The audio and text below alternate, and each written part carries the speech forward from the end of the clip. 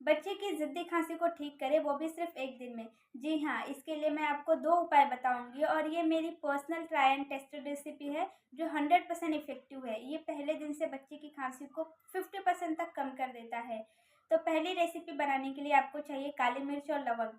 Equal quantity में लें, यानी अगर 10 आप लवंग लेते हैं तो 10 काली मिर्च लें और उसको तवे पर भून लें, अच्छे से भून लें। उसके बाद इसे कूट कर इसका पाउडर बना लें और 1 चुटकी पाउडर लेकर उसमें आधी चम्मच शहद मिलाकर उसका आप अच्छे से मिक्स कीजिए और वो बच्चे को चटा दीजिए।